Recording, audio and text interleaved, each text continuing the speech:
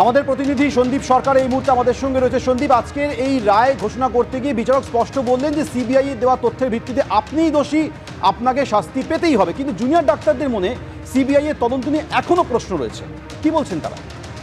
একেবারে তাই। Paschimbanga junior doctor ফ্রন্টের তরফ থেকে আজকে আমরা দেখলাম যে শিয়ালদা আদালতের বাইরে তারা লিফলেট বিলি করলেন। কি সেই লিফলেট?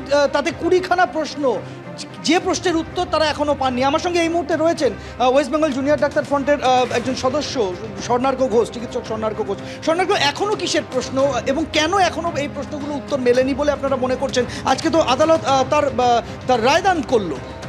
দেখুন, আমরা দেখলাম যে আজকে আদালতে রায়দান হলো।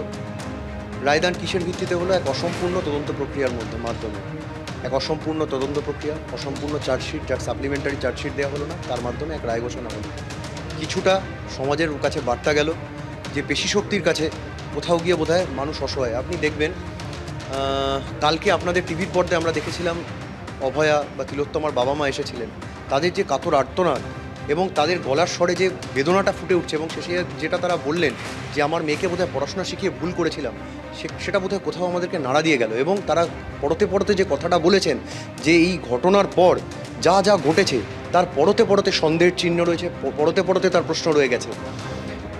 অভয়ার যে ঘটনা ঘটেছিল তার পরের দিন কেন ওখানে এতগুলো লোক ছিল, কেন ওখানে ওইভাবে সাজানো অবস্থায় সেটা পাওয়া গেল, ওখানে তার বাবা মাকে কেন ঢুকতে প্রাথমিকভাবে দেওয়া হলো না, তার বিভিন্ন শরীরের যে সোয়াবগুলো রয়েছে সেগুলো কিভাবে প্রিজার্ভ করা হয়েছে, কিভাবে নেওয়া হয়েছে, তার যে মাথায় যে আঘাতের কথা বলা রয়েছে, তার শরীরের যে আঘাতের চিহ্ন, তার সঙ্গে সঞ্জয় রায়ের যে ডিএনএ ম্যাচিং, এই নিয়ে বিভিন্ন রকম প্রশ্ন রয়েছে।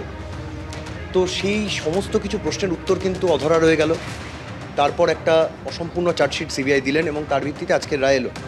এখানেই যে সব শেষ হয়ে যাচ্ছে এরকম নয়, লড়াই আন্দোলন চলবে। তার বাবা মা এখনও আইনি লড়াইয়ের পথে রয়েছেন, আমরা সর্বতোভাবে তাদের পাশে রয়েছি। কিন্তু কোথাও একটা গিয়ে আমাদের হতাশা, ক্ষোভ সব কিছু সম্মিলিত এক প্রতিক্রিয়া তৈরি হচ্ছে। কারণ আমরা ভেবেছিলাম যে এই রকম একটা ঘটনা, যেখানে এরকম এক ইনস্টিটিউশনাল নক্কারজনক ইনস্টিটিউশনাল মার্ডারের অভিযোগ উঠেছে, যেখানে দীর্ঘদিন ধরে সমাজে এবং কলেজের ক্যাম্পাসগুলোর ভিতরে থ্রেড কালচার চালানো যে লোকরা, যারা দুর্নীতির চূড়ায় বসে রয়েছে, তাদের এক চূড়ান্ত পেশিশক্তির নিদর্শন রয়েছে, সেই রকম এক ক্ষেত্রে এইরকম এক অসম্পূর্ণ রায় আসবে বা অসম্পূর্ণ তদন্ত প্রক্রিয়া হবে, এটা আমরা কোথাও ভাবিনি। সেই জন্যে যে প্রশ্নগুলোর এখন আমরা উত্তর পাইনি, সেগুলো নিয়ে যেরকম আপনাদের বিভিন্ন টিভির মিডিয়ার পর্দায় উঠে আসছে, আমরাও মনে করি যে সাধারণ মানুষের মধ্যে সেই প্রশ্নগুলো জাগানো প্রয়োজন।